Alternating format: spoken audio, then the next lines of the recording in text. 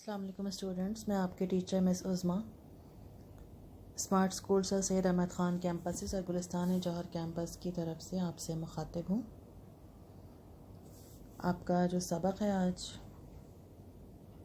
آپ کی کتاب میں شامل، اس کا نام ہے پاکستان کی تہذیب و ثقافت۔ اسٹوڈنٹس، بہت عرصے بعد آپ سے بات ہو رہی ہے، امید ہے کہ آپ ٹھیک ہوں گے۔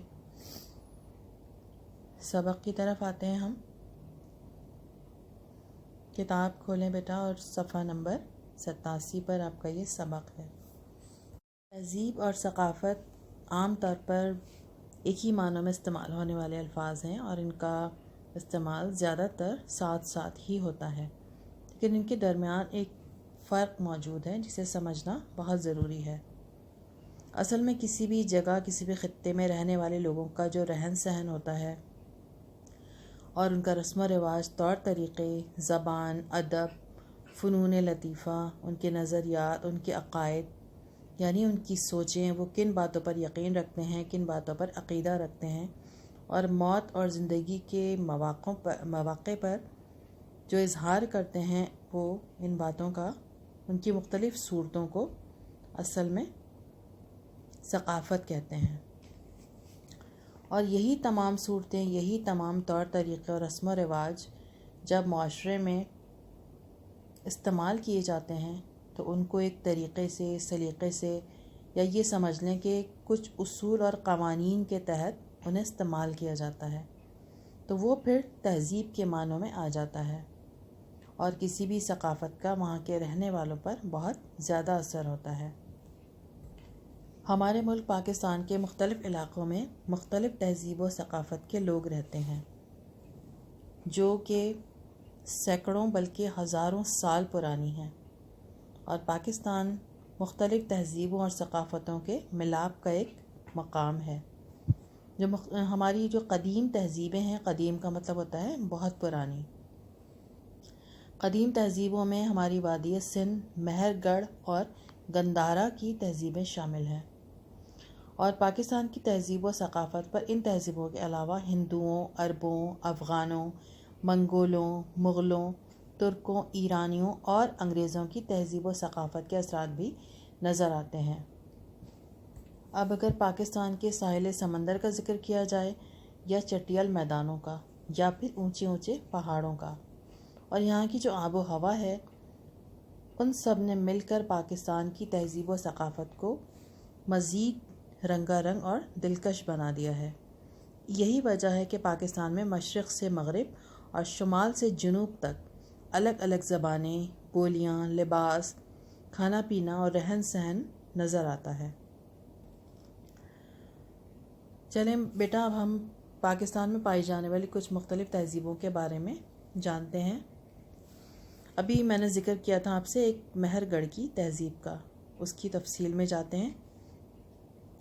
مہر گڑھ کی جو تہذیب ہے، یہ پاکستان کی قدیم ترین تہذیبوں میں سے ایک ہے، اور یہ بلوچستان کے ایک علاقے کی تہذیب ہے۔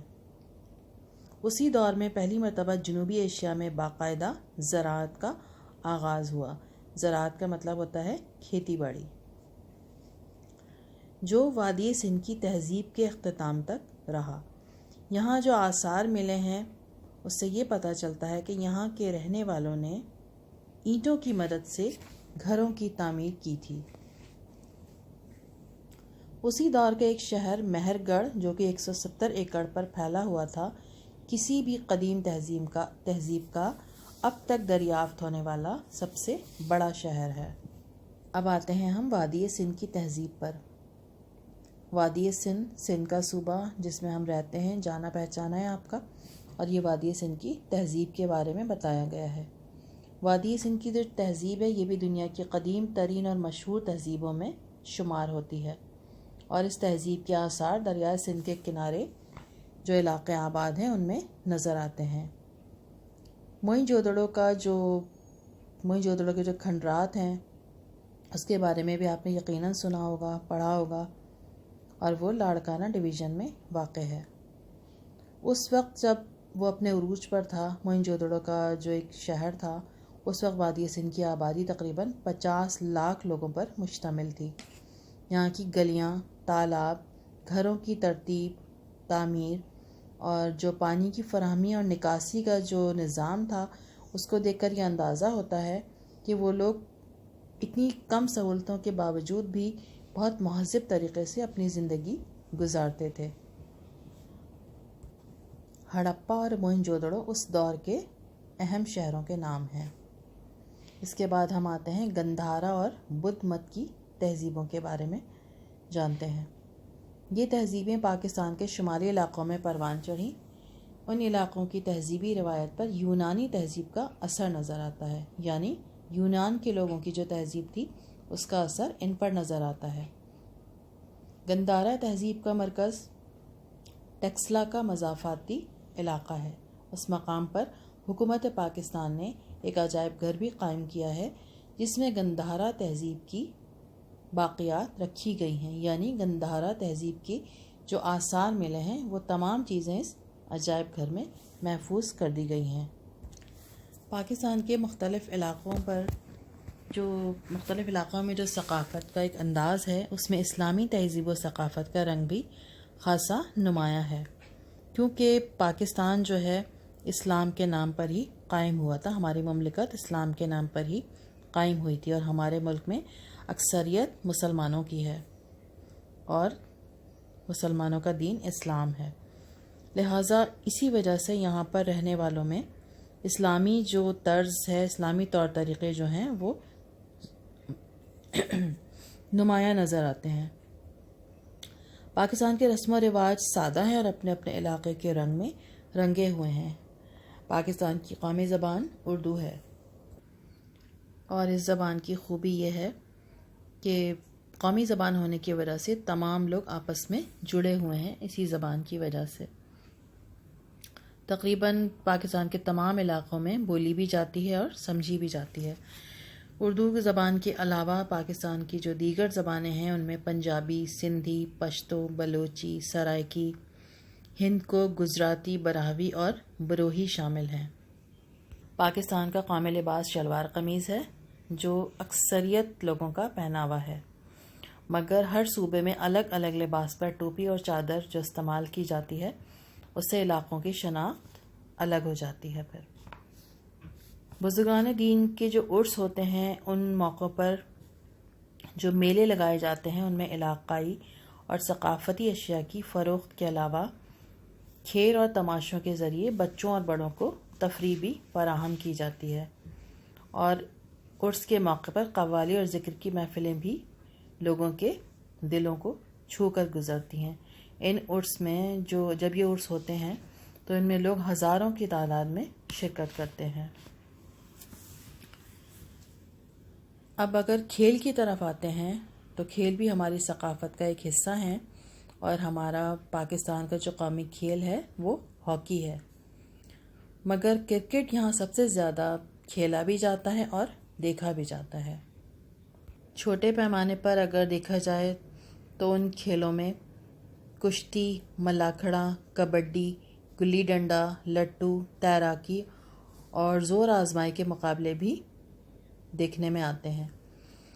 پیدائش اور اموات پر بھی پاکستان میں مختلف رسم و رواج مختلف جگہوں پر نظر آتے ہیں۔ بچے کی پیدائش پر مختلف انداز سے خوشی کا اظہار کیا جاتا ہے، جیسے کہ عقیقہ۔ وہ خالصتاً ایک اسلامی رسم ہے مگر اس پر بھی علاقائی چھاپ نظر آتی ہے، علاقوں کا اثر نظر آتا ہے۔ مختلف جگہوں پر مختلف طریقوں سے لوگ اس تقریب کو مناتے ہیں، منعقد کرتے ہیں۔ عزیز و اقارب، دور اور نزدیک کے رشتہ دار اور دوست احباب ان مواقع پر مبارکباد دینے آتے ہیں۔ اسی طرح سے اگر کسی کی موت ہو جائے تو پڑوسی، محلے والے، جاننے والے پرسے کے لیے اور تعزیت کے لیے آتے ہیں، لوگوں کی دل جوئی کرتے ہیں اور صبر اور حوصلے کی تلقین کرتے ہیں اور پھر دعائے مغفرت بھی کرتے ہیں۔ پاکستان میں اسلامی ثقافت کا رنگ اور مختلف تہذیب اور ثقافتوں کا رنگ اپنا ہے، مگر پاکستان پر دوسری تہذیبوں کے اثرات بھی دیکھنے میں آتے ہیں، یعنی جو ہماری تہذیب و ثقافت ہے اس میں دوسرے ملکوں کی جو تہذیب کے اثرات ہیں وہ بھی اب سامنے نظر آتے ہیں۔ خاص طور پر جو شہری علاقے ہیں وہ مغربی اور پڑوسی ملکوں کے رنگ میں رنگتے جا رہے ہیں، جس کی وجہ سے اپنی پہچان کھو رہے ہیں، اور یہ ہمارے لیے کسی طرح بھی مناسب نہیں ہے، کیونکہ ہر قوم کی اپنی ایک تہذیب ہوتی ہے اور وہی اس کی پہچان ہوتی ہے۔ زندہ اور باشعور قومیں جو ہوتی ہیں وہ اپنے ثقافتی ورثے کو ہمیشہ یاد رکھتی ہیں اور اس کی حفاظت کرتی ہیں، اپنی روایات کو، اپنی تہذیب و ثقافت کو کبھی بھی فراموش نہیں کرتی، کبھی نہیں بھلاتی۔ ہمیں اپنی پہچان کو قائم رکھنے کے لیے اور اپنی قدروں کو زندہ رکھنے کے لیے اپنی تہذیب کی حفاظت کرنی ہوگی، اپنی ہی تہذیب و ثقافت کو اپنے آج کے لیے اور آنے والے کل کے لیے بچانا ہوگا، اور یہی زندہ اور باشعور قوموں کی پہچان ہے۔ مجھے امید ہے کہ یہ سبق آپ کو سمجھ میں آیا ہوگا۔ سبق کو اچھی طرح آپ لوگ پڑھیے گا۔ اب ہمارا جو لائیو سیشن ہوگا اس میں اس سبق کے بارے میں آپ سے پوچھوں گی، اور ہم اس کی مشق بھی، اس کے سوال جواب وغیرہ بھی حل کریں گے۔ اب ہماری ملاقات ہوگی لائیو سیشن میں۔ ٹھیک ہے، اللہ حافظ۔